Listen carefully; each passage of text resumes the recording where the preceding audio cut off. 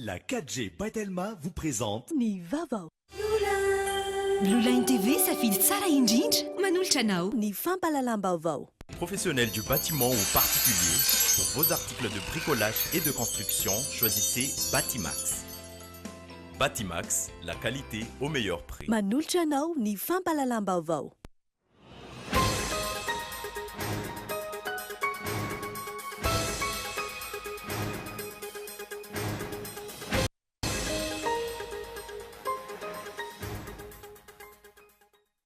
Nitotosaina androany teny amin'ny CCI Vato nidinika momba ny fandriam-pahalemana sy ny fiarovana tafiditra ao anatin'ny tetikasa IEM. Vahaolana maro no nivoatra teo ihany koa ny sosokevitra samihafa narosin'ny manampahaizana niaraka tamin'ny paikady. Kiondalana lehibe ho an'ny firenena ny fifidianana filoham-pirenena fiodinana faharoa izay ho tanterana ny 9 Desambra ho avy izao. Eo ampelantanan'ny olom-pirenena no avy ny firenena ho ny mpanao politika sy ny mpahay-lalàna tamin'ity androany ity. 7 ora vao mahazo rano ray bidon eny amin'ny pompy ao Andraisoro boriboritany fahadimy. Manodidina ny 2,000 ariary isan'andro lan'ny tokantrano iray vao mahazo rano fisotro madio raha ny fanadinana tao.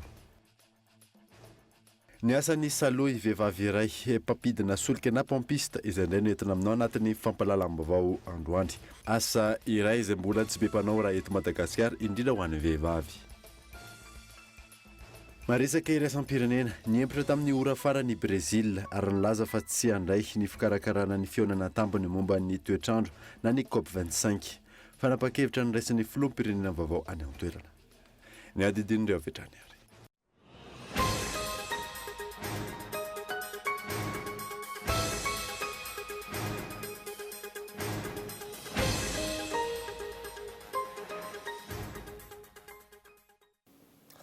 Salandra tompoko lasy tompoko vavy fotoana vaovao eto amin'ny Kolo TV ka manazanao ary anaraka izany hatramin'ny farany any botsika ny vaovao dia nitotosaina androany teny amin'ny CCI Vato nidinika momba ny fandriam-pahalemana sy ny fiarovana tafiditra ao anatin'ny tetikasa IEM. Vahaolana maro no nivoatra tamin'izany teo ny sosokevitra maro samihafa teo ihany koa ny paikady izay narosin'ireo manampahaizana miantarandriana. Asandahalo, ny fakanan-keriny tsy akiato, asanjolahy, fangalarana ny harem-pirenena sy ny maro hafa. Tato anatin'ny taona maro, ny mba hanarety sy nahitamba-olana mahomby ny tsy fandriam-pahalemana manerana ny nosy. Raha ny antotanisa teo anivon'ny zandarmaria-pirenena ohatra, tamin'ity volana Novembre ity fotsiny, 4 ny tranga fakanan-keriny teto andrenivohitra nahazona fitarainana. Ankoatr'ireo ny tany ombivery, ankoatra ny asandahalo sy ny maro hafa. Zava-dehibe amin'ny fampandrosoana ny firenena manoloan'izany sy ny fandriam-pahalemana. Antony ity dinika momba ny fandriam-pahalemana sy ny fiarovana ny totosaina tety amin'ny CCI Vato androany ity. Vahaolana matotra sy azahoana vokatra anatin'ny fotoana fohy, hoy ny filoham-panorona ny IEM, ny mikasika ny puce sy ny drone. Za dia velorano natoko amboka malagasy. Fa raha 70,000 eo ny ombivery. Nandritra ny taona 7,4 ho hitantsika ny tarimarika fa ao anatin'ny 2 taona dia ataontsika miena 500 isan-jato na farafahakeliny any amin'ny 35,000 any ny very eto Madagasikara. Tsika betsaka mantsy ny maneso fa ny raharaham-pirenena tsy afaka atao anatin'ny fanesoana. Hoe asiana pusy ny omby dia afaka telefonena aveo raharaham-pirenena izy tiry zareo. Rehefa tsy manana vahaolana nareo dia aleo manginy fa aleo anaovana azy aleo entin'ny tanora ny firenena dia hitanareo azy nampandrosotsika amin'ny ny pusy atao anatin'ny omby tsopy tsy afaka telefonena. Raha resaka antsoantso no atao dia mino arehako ny antsoantso ny vahoaka malagasy eniko ny tomany sy ny taraina ny vahoaka malagasy ny akamaroan'ny vahoaka malagasy hoe président Rajoel vonjeo Madagasikara dia hoy amantsy an'izy ireo hoe atsoy atsy amin'ny puce fa ity aho anavitra anareo anavitra malagasy sosokevitra maro no naroson'ireo manam-pahaizana nandray anjara tamin'ity forum ity. Troisième solution. Vahaolana fahatelo arosoko dia niady amin'ny kolikoly izay mifandray amin'ny tsy fandriam-pahalemana. Eo niady amin'ny kolikoly eny amin'ny zandarmaria efa misy ny ezaka saingy mila mafisina. Il faut aussi assainir son environnement. Raha mahakasika an'izay hoe fitokisany vahoaka malagasy zay zany a dia misy alohan'ilay hoe justice de proximité, izany hoe ny fanatona ny fitsarana ny vahoaka malagasy. Ohatra fotsiny zao raisiko raha mahakasika ny fitsarana ohatra 1300 nisan'ny mpitsara rehetra eto Madagasikara ho an'ny vahoaka 25 millions. Vitsy dia vitsy zany. Ahoana moa ny ahafahan'ny vahoaka zany matoky ny fitsarana, ahoana ny ahafahan'ny vahoaka matsapa fa tena misy an'izany hoe sécurité izany satria ninona zavatra misy dia miafara any amin'ny fitsarana foana zany ny sécurité des biens et des personnes izay raha tsy misy an'ilay fanaovana le fanatonana ifotony ho an'ny vahoaka. Mazava ny vahaolana anatin'ny vinapam-pandrosoana IOM manoloana ny ady amin'ny tsy fandriam-pahalemana hoy kosa ny nanatrika androany. Aminay zany dia ilaina ny ady hevitra toy izao ahafahana tena mahafantatra kokoa hoe izao ny zavatra atao. Fa hatramin'izay manko dia lasa dinika ambony latabatra foana ilay zavatra atao fa rehefa tonga any amin'ny ivon'ny faritra ohatra fotsiny hoe raha tsy resaka afa-tsy ny faritra ao Matsiatra dia ny fanatanterahana azy lasa tsy hita loatra fa araka ny zavatra hita zany zao dia tonga dia efa io ilay fitaovana misy nefa fandraisana fanapahan-kevitra tonga dia avy hatrany. Hoarahanao manontolo eto amin'ny fahitalavitra kolotevy rampitso amin'ny sivora alina ity forum sécurité na nidinika momba ny fandriam-pahalemana sy ny fiarovana tontsaina teto amin'ny CCI Vato androany ity. Fakion-dalana lehibe ho an'ny firenena ny fifidianana filoham-pirenena fiodinana faharoa izay ho tanterahana ny 9 Desambra ho avy izao. Eo am-pialantanan'ny olom-pirenena no avy ny firenena ho ny mpanao politika sy ny mpahay lalàna tamin'ity androan'ity io nasaina. Tampilaminana no niandrasana sy nandraisan'ny vahoaka malagasy ny voka-pifidianana ofisialy tamin'ny fifidianana filoham-pirenena fiodinana voalohany izay navoaka ny fitsarana avy momba ny lalam-pandroinana omaly. Mizotra makany amin'ny fiodinana faharoa araky ny didina voakan'ny HCC ny fifidianana filoham-pirenena izay ifidianana ny vahoaka malagasy ny ray amin'ny kandida larana fa 320 Andry Rajoelina sy ny kandida larana fa 520 Ravalomanana Marika. Zava-dehibe ny deuxième tour io satria io no ametrahantsika rafitra maharitra ho an'ny firenena. Raha hitantsika angamba fa be da be tamin'ity fifidianana lasa ty ny vatomaty sy manan-kely ary indrindrandrindra ny olona tsy nitonga ny fidy. Zany zavatra zany dia tsy dia azo atao loatra fa mamofady. Raha pirenena no resahana, fiainam-pirenena no resahana ary olo-pirenena ny olo-pirenena malagasy ka manaingy izahay any olona rehetra mba andeha anefa ny adidiny amin'io andro io tapitratreo zany le eritreretra hoe premier tour de vita satria deuxième tour vao vita zany zay vao vita ka noho izany tokony fidy apitoriana ampahendrena arehetrrehetra raha pirenena marina ny vahoaka amin'ity ray mandeha ty satria io zany nefa misy kandida anankiroa fa fantatra fidiana ary aoka samy azoto itsika hoe andeha ifidy sy olona tsika fantatsika sy eritreretintsika hoe avita an'izao sy zao amin'ity firenena ity ka izay fifidianana an'izay tsy hoety petany amin'ny fo ny fitiavana fo fotsiny fa ny saina maneritreritra ampiasaina indrindraindrindra fa hoe ity no mahavita an'izao ty mahavita an'izao. Nanaitra ny mpanara-baovao ihany koa ny fahitana ny fivoahan'ny voka-pifidianana tao amin'ny tranokalan'ny HCC tamin'ny valora maraina ny alohan'ny fotoam-pitsarana. Tsy tokony atao kilalao sy antandrevaka ny fiainam-pirenena hoy ny mpahay lalàna iray nanaovana fanadihadiana.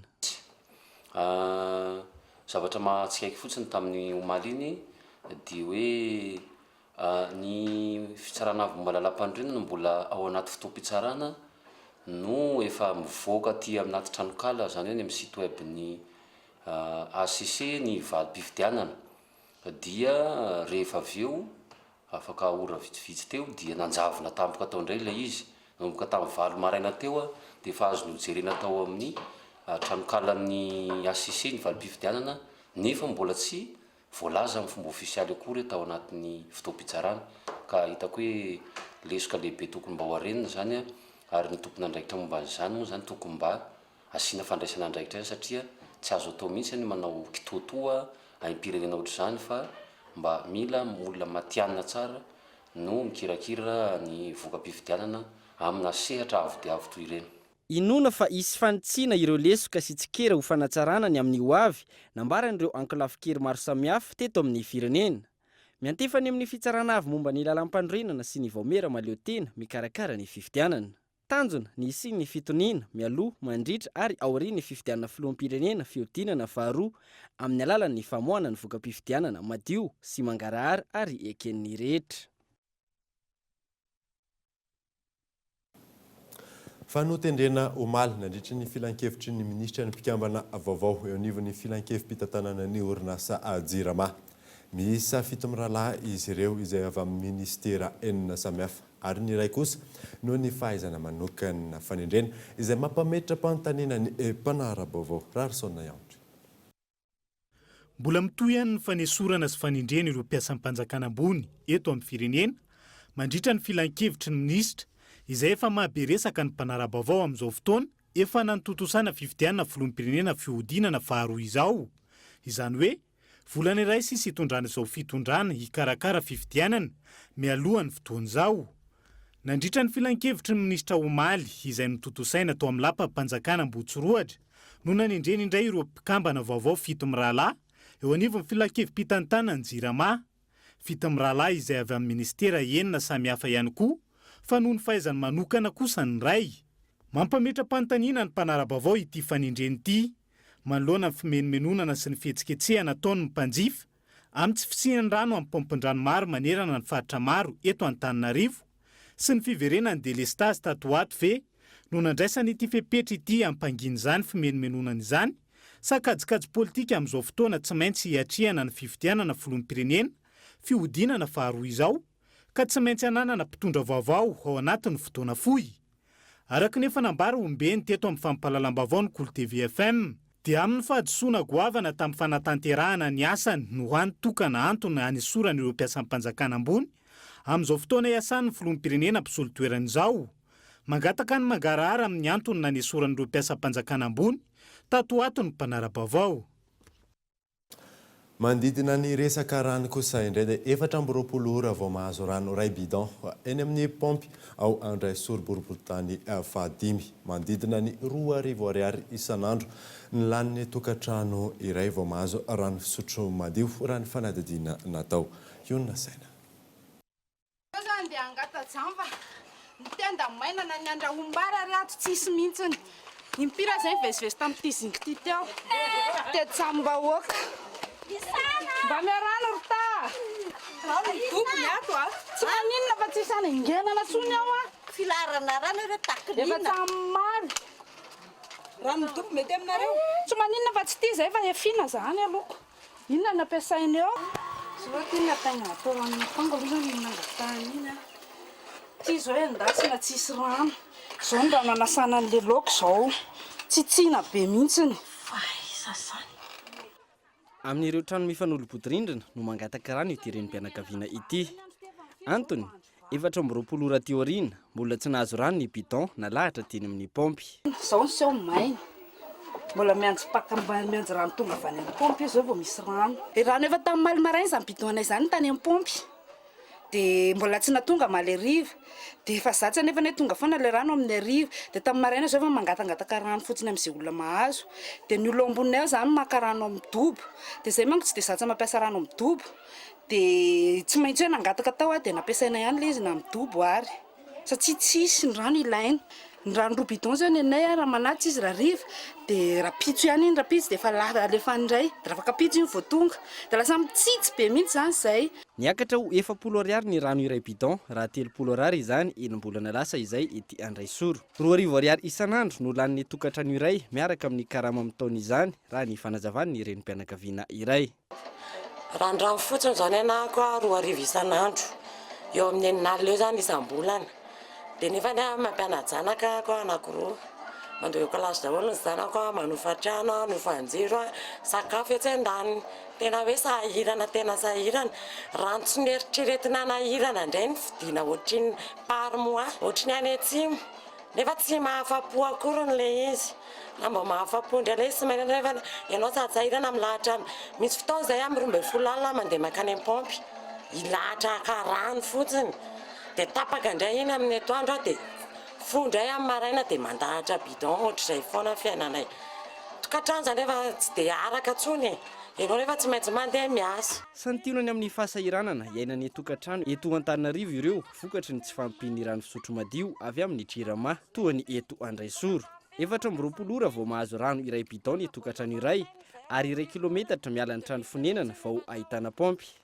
Araka ny fenitra iraisam-pirenena nefa tsy tokony ioatra ny 500 metatra miala ny tokantrano ny fakanany rano fisotro madio ary tsy tokony ioatra ny 10 minitra ny fiandrasana izany eo amin'ny pompy. Araka izany mbola oela vao voajan'i Madagasikara ny fenitra eo amin'ny fahazahoana ny rano fisotro madio raha ny zava-misy ankehitriny no atao indray mijery.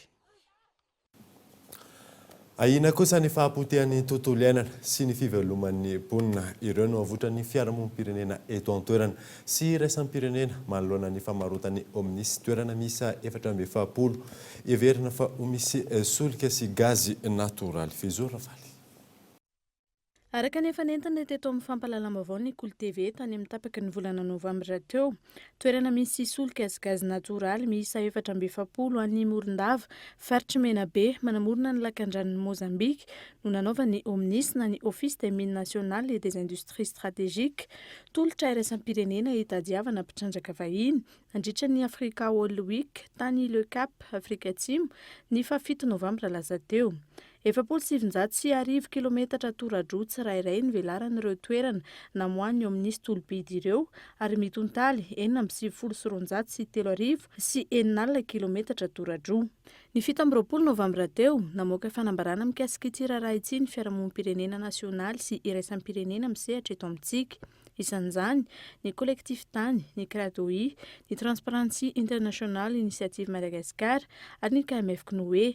Aia maro no apetraka izy ireo manoloana ny fikasan'ny mpitondra anome fahazon-dalana hitrandraka ireo arenakibon'ny tany ireo. Isan'izany ny fahasimban'ny ny tontolo iainana sy ny fiantraikany amin'ny fiveloman'ireo mponina amin'ny toerana voakasika. Ny famokarana entona sy solitany ihany koa dia anamafy ny famoahana entona mangeja hafanana na ny gaz à effet de serre. Amin'izao fotoan'izao nefa voasokajy ho firenena fahatelo hiara-ny fiovaovan'ny toetrandro maneran-tany i Madagasikara no ny famoahana entona mangeja hafanana betsaka. Tsy fantatra ihany koa ankilany raha toa ka nisy na tsy ny fanadihadiana ara-tontolo iainana na ny évaluation environnementale stratégique mialona andraisan'izao fanapahan-kevitra izao. Eo amin'ny lafiny lalàna ankoatra izay nanomboka tany amin'ny taona 2024 no nasiam-panavaozana ny code pétrolier 9/8/2020 no laniana tany amin'ny taona 9/7/700 saingy tsy mbola vita hatramin'izao. Inona araka izany ny lalàna entin'ny fehezana ny fanomezan'ireo fahazon-dalana hitrandraka ireo. Noho ireo aia ireo takian'ireo fiarahamonim-pirenena ny ampiatoana ny fitadiavana mpampiasa vola vahiny ataon'ny fanjakana mikasa hanome fahazon-dalana hitrandraka ireo toerana miisa 470 ireo. Takian'izy ireo ihany koa ny amerenana ny atrikasa fandrafetana sy fanitsina ny code pétrolier izay tokony natomboka ny volana Martsa 2024 ary tokony handraisan'ny mpisehatra rehetra anjara na miankina amin'ny fanjakana izany na tsy. Tokony hazava amin'ny rehetra ihany koa izy ireo ny toetoetra ireo toerana 470 hanomezana fahazon-dalana sy hitadiavana mpampiasa vola ireo ary ireo dingana ahazoana izany. Takian'izy ireo ny sin'ny fankakevitra ireo mpisehatra rehetra any amin'ny sistany toy ny mpanjony madinika sy ny maro hafa ahazoana ny fankatoavana izy ireo. Mbola goragora ny fepetra rehetra mahakasika ny fitrandrana ny sisin-dranomasin'i Madagasikara. Sehatra iray ahafahana mampirobobo ny toe-karena anefa izany raha toa ka voara-maso raha nambarany pahy toe-karena iray Michela Ronaldo.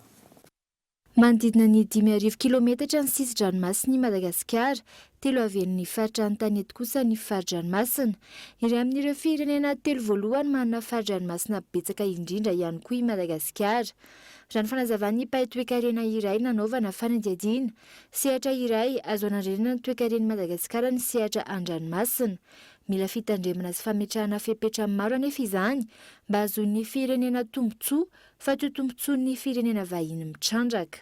Tsika dia hoe tsy alao tsy andeha ho amiditsika fotsiny le arena ao an-dranomasina. Zay aloha mba fiangaviana mpitondra fanjakana izay manosy ny zavatra ohatran'ireny mihitsy. Tsy ny vahiny hitrandraka azy dia omeny sandany kely tsika. Izay ngely mahatonga ny malagasy miteny hoe lasa ohatran'ny varotra tanindrazana raha manao an'izay. Varotra ny hakena misy eo amin'ilay firenena, anisan'ny hakena eto amin'ny firenena ireny. fa ny zavatra anjara ndraiky tokony ataon'ny fanjakana ao anatiny zany dia hoe ahoana ny anomezana sehatra ny mpandraraha malagasy mba ho afaka anao n'le fitrandrahana. Io zany tsy tokony tonga dia ivelatra be tsika le mpitrandraka angeza labe reny io dia tonga dia 5 taona 10 taona dia ritra le harena. Izay zavatra izay mihitsy no mila fiarovana dian'izao amin'le économie bleu hoe reproduction. Zay foana zany zavatra tadiavina ao anatiny. Etsy ankilany iray amin'ireo firenena 12 nanatrika ny première conférence internationale de haut niveau sur l'économie bleue durable i Madagasikara ny fiandohan'ny herinandro teo. Raha ny fahazavan'ny ministra ny Jono iray amin'ireo sakana tsy ahafahana mampiroborobo ny sehatry ny Jono amin'ny ankapobeny eto Madagasikara ny olona ny fandriampahalemana an-dranomasina na ny sécurité maritime amin'ny ankapobeny. Ranomasina eo amin'ny 750 kilometra eo tsika manodidina ny nosy malalatsika io ary betsaka ny harena anatin'izany tsy akoatra ny harena an-dranomasina izay ao anafiny Jona ihany koa fa misy izay zavatra azo trandrahana tsara ao ny harena akibony-tany izay anatin'ny ranomasina ireny ary misy ihany koa anatin'ity azy ihany koa hoe ny angovo azo avaozina ary ny filaterana an-dranomasina asika ny ataoko hoe sécurité maritime. Madagasikara dia mbola manana ezaka lehibe tokony atao amin'ny fametrahana izany hoe fiarovana ny sisin-dranomasina izany indrindra tsy andehanan'ireny mpandroba ny arentsika ireny arem-pirenena indrindra no tanterahina tany Kenya ny 20 hatramin'ny 20 Novembre teo ny fionam-be iraisan'ny pirenena na ny première conférence internationale de haut niveau sur l'économie bleue durable. Raha ny zava-misy efa manomboka mivelatra amin'ny fidiran'ny Madagasikara amin'ny toe-karena manga. Raha tsy ahivana, isan'ny teraka resabe teto amin'ny firenena ny fifanarahana nataon'ny agence malagasy de développement économique et de promotion des entreprises tany Pékin ny fiandohan'ny volana septambra teo. Fifanarahana tamin'ny firenena sinoa amin'ny alalan'ny taille Century Investment Developments entina hampiroboroboana ny économie bleue eto Madagasikara ao anatin'ny 10 taona. Miopapana ny fanaovana tantely afa-drakotra ny harem-pirenena tato anatin'ny mbolana izao ho ny firaisamonim-pirenena Alliance Voary Gasy ny fanandrotana ataon'ny olombitsy ny toetra raha eto amin'ny tany sy ny firenena no antony izany ho ny AVG iona saina. Andramena, volamena, sokatra isan'ireo lasibatra amin'ny fitrandrahana sy ny fanondranana tsy ara-dalàna indrindra tato anatin'ny volana vitsy ny alohan'ny fifidianana ary mitohy hatramin'izao hoy ny firaisamonim-pirenena Alliance Voary Gasy tao anatin'ny fanambarana izay navoakany. Ankoatra ireo ny fanaovana atsake, kambolena katsaka sy voanjo sy hitrandrahana azo sarobidy ao amin'ireo tahirin'ny zavaboary ny Menabe, Antanimena sy ny Allée des Baobab ao Morondava ka maharibaka efa ho 50 hektara isan'andro. Ny fandoronan'ny parka nasional ranomafana ao Ambatovaka sa Avondronina ka rarotin'ireo mpitrandraka lehibe anapahana azo sarobidy sy anaovana arina fandrehitra. Santinony amin'ireo fandripahana harem-pirenena hita manerana nosy ireo saingy tsy hita ny fandraisana ndraikitr'ireo manam-pahefana hoy ny AVG. Izay ohatrany jerim-potsiny zany fa tsy tena misy mihitsy zany intervention ataon'ny manam-pahefana ny toerana dia izay ny anairana ny rehetrarehetra satria misy zany milasa fa atahorana ny korotana lehibe zany indrindrindrindra amin'izao vanim-potoana zao dia aloha hiandry ny fiverenan'ny fanjakana manaraka ny hoe ahandro ny fahavitan'ny fifidianana. Aminay dia tsy tokony hipetraka zany satria ninona zavatra misy eto amin'ny firenena zany dia tokony hipetraka foana le hoe tany-tantalàna fa tsy ankina na matahotra ny olona mpanao politika sika na ny olona manam-pahefana sy karazana zany satria misy tsy mandray andraikiny zany ny manam-pahefana any amin'ireny lafitany lavitry ny tanàn-dehibe ireny. Efa lasa tarazo eto amin'ny firenena ny fisian'ny mpanararoatra mitrandraka tsy ara-drariny sy manararoatra ny toe-draram-pirenena raha ny faneho-kevitry ny filohan'ny AVG hatrany. Ny fampiarana ny tany-tandalàna sy ny fitsinjaram-pahefana no tokony hapetraka raha ny nambarany. Amin'ny ankapobeny fa ny tarazon'ilay izy dia tsotra fotsiny le antony tena mahatonga azy zany efa nisy hatramin'izay ary tokony izany izay fanjakana akaitriny aloha sy ny manaraka zany ho atrehana zany izy dia le tsy fisian'ny décentralisation.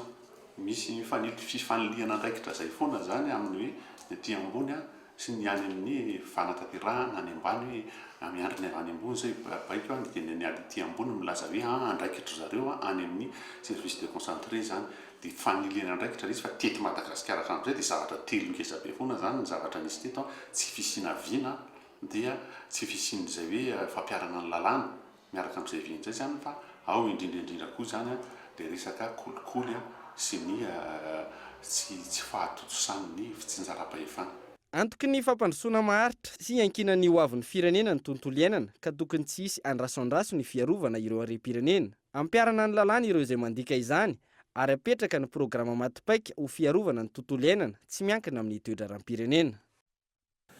Tapitra zao ny tapany voalohana ny vaovao anaraka dokavasotra isika aorinan'izay natatsika mahakasika ny valana retina kijoro fa eo ihany koa ny karazana kilalao etsy amin'ny akoridiga andotam-penaka izay sokatra tsy hoela rehefa avy eo ary.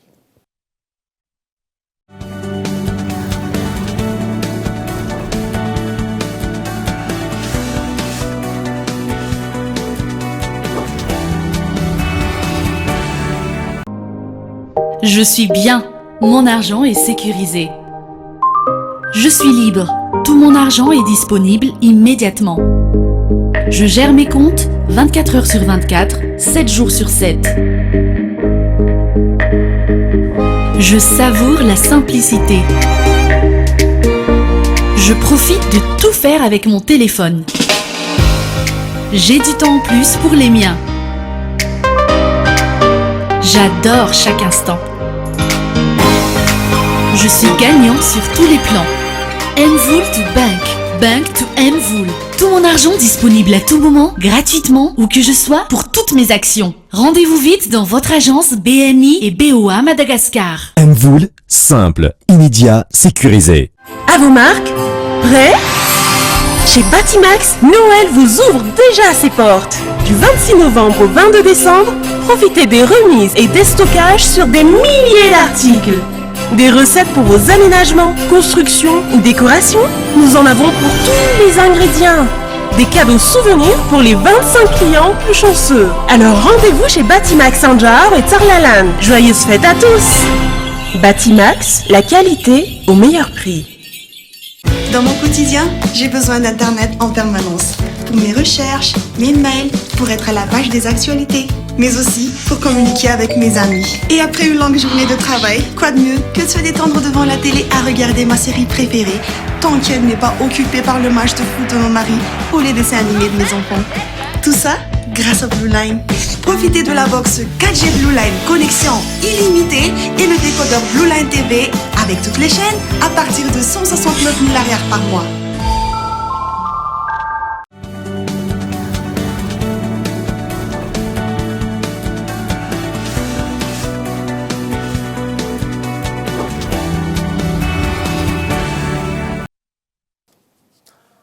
Araka ny hitatsika teo eny ve prédateur izay indray no horonan-tsara rahantsika anio alina eto amin'ny Kolo TV. Fa tontolon'ny fitaterana no anoizantsika ny vaovao dia mbola tsy hiatra ny voalohan'ny volana desambra ho avy zao ny sarandalana 700 ariary ho an'ny zotra abe izay mampitohy any Ambotry Manjaka sy 67 hektara. Fepetra maro no mbola tsy voaazan'ny coopérative ho ny ATT ary omena ray volana izy ireo hanatsarana n'izay fomba fiasa izay. Mbola tsy hiatra ny voalohan'ny volana desambra ho avy zao ny fampiakarana sarandalana 700 ariary takian'ny coopérative pitaterina mivondro ny anivony zotra be mampitohy any Ambotry Manjaka sy 17 hektara. Ankoatran'ny tsy fahatakarany fa efa mividin'ny mponina ny fampiakarana sarandalana antony hetsika fanairana ny sabotsy fa 420 ny volana lasa teo, fepetra maro momba ny fampiakarana sarandalana no tsy voajan'ny zotra be raha ny fanazavana.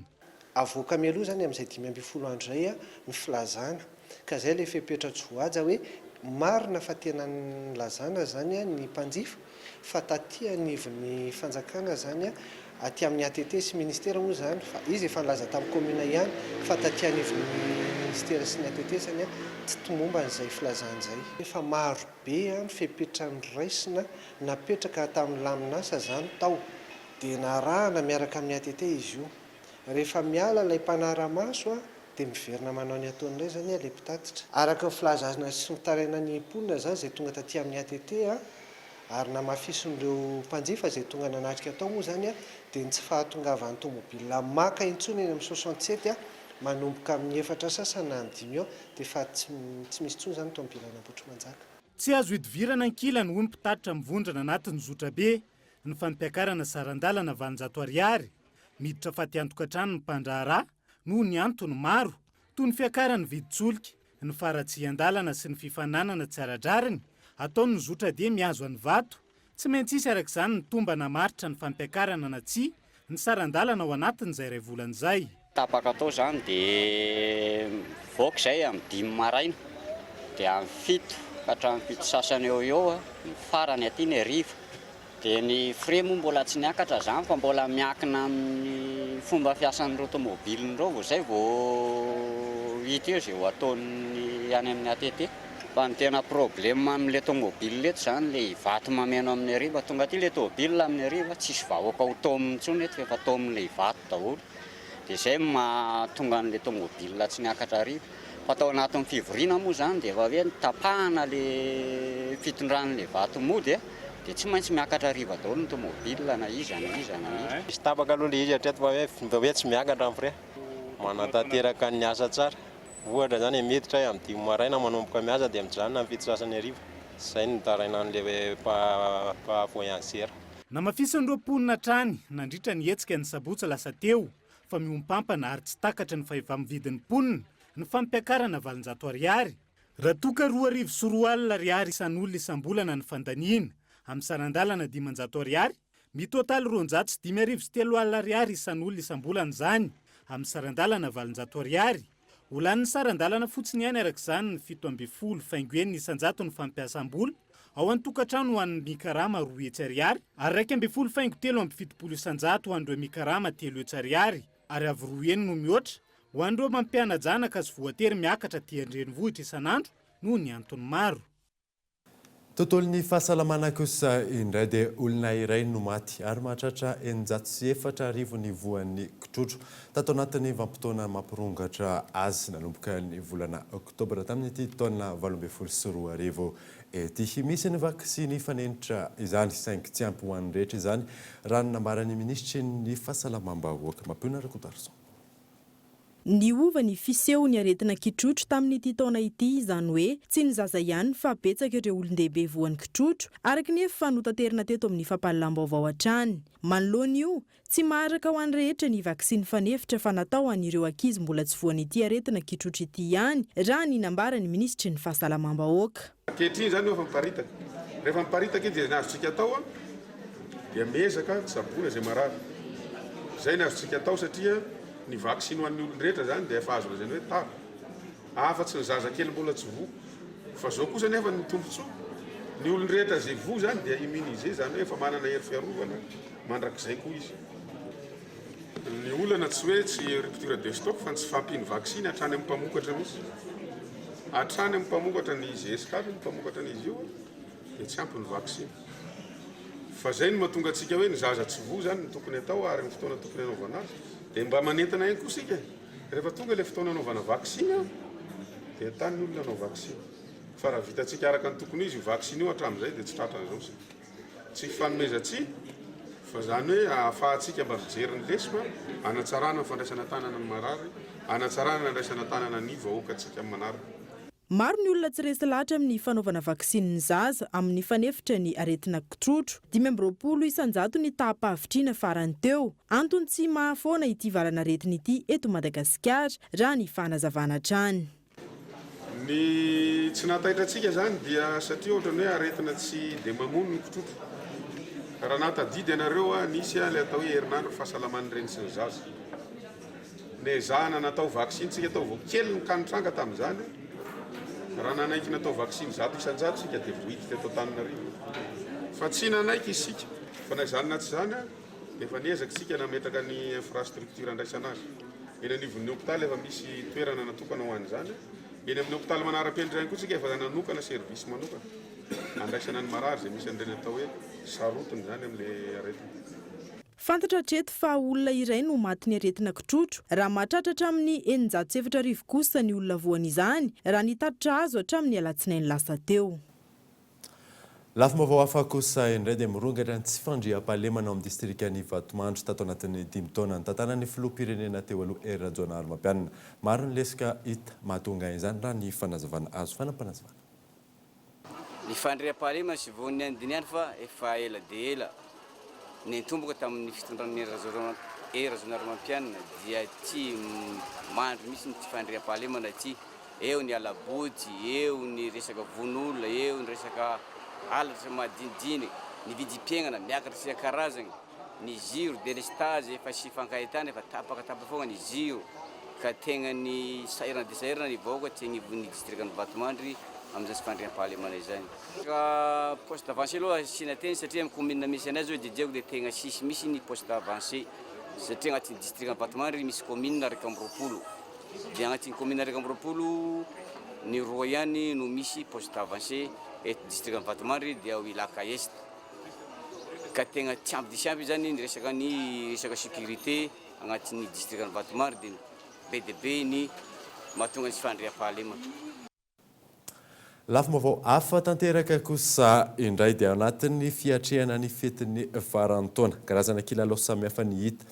Isan'ny vaovao eto amin'ny tsika izany izay hita etsy amin'ny akordiky Andotapenaka. Safidy maro no ananany rehetra na kely izany na lehibe. Misy ireo anaty trano na eny ivelany ihany koa manodidina ny 2,000 ariary hatrany amin'ny 2,000 ariary ny saran'ny filalaovana amin'ny 12 ora maraina hatramin'ny 7 ora alina ny fisokafan'ny toerana ny talata hatramin'ny zoma ary amin'ny 10 ora maraina hatramin'ny 7 ora alina kosa ny sabotsy sy ny alahady. Isokatra amin'ny zoma fa 7 volana desambra ho avy zao ity toeram-pilalaovana ity. Fanampanazavana.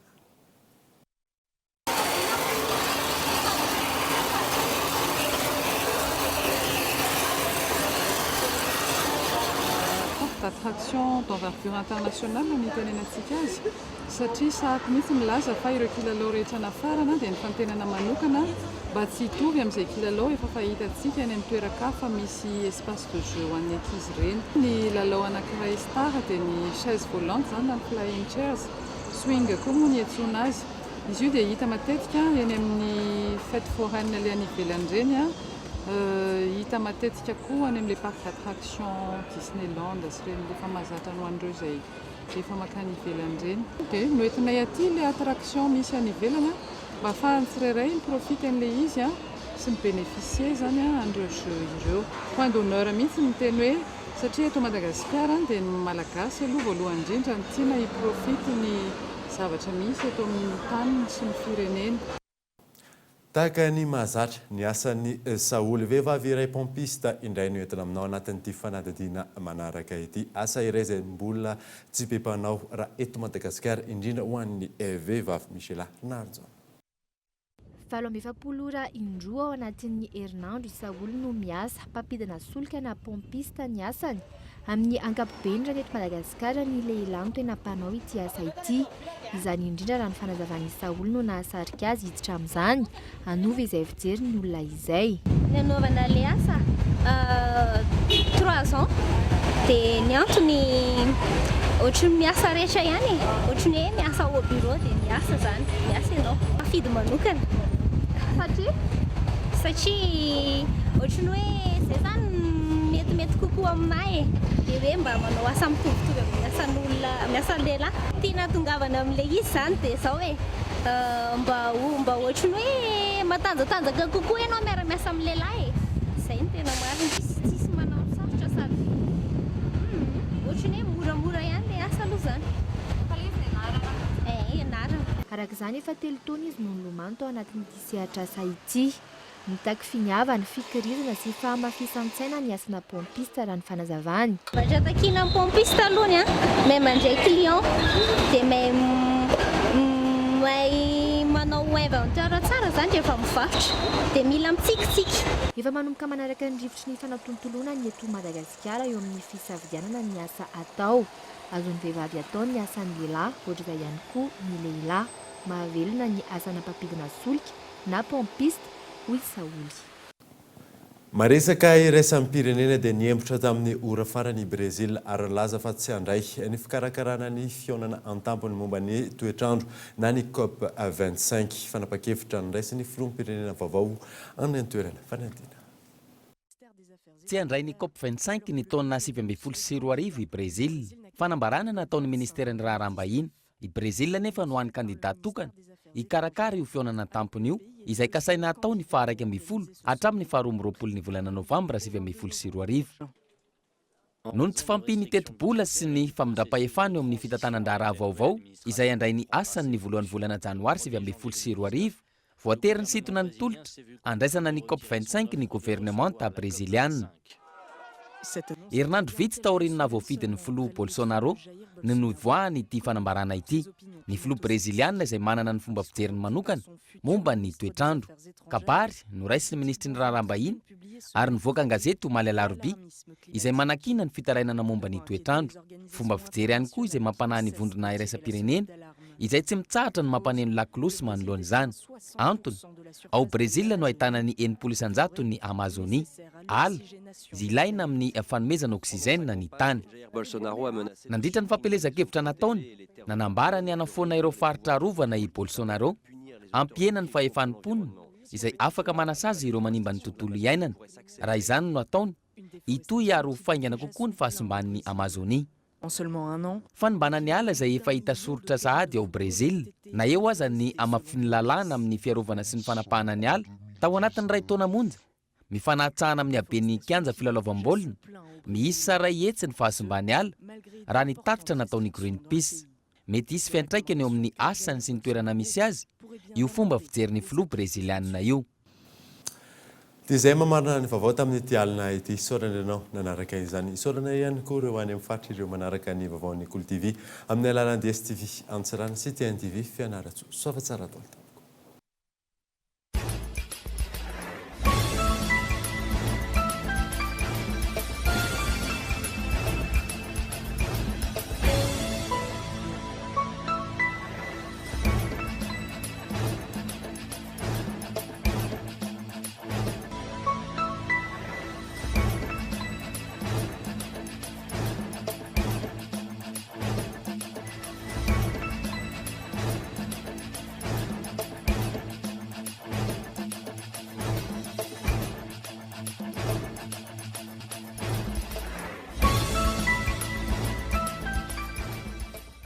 Batimax vous propose sa gamme de luminaires rustiques en suspension avec applique pour tous les modèles à 70% de remise. Offre valable jusqu'à épuisement du stock. Alors, n'attendez pas. Batimax, la qualité au meilleur prix. Blue Line TV s'affiche Sarah Indinch, nanolotra anao teo. La 4G by Telma vous a présenté Ni Vaovao.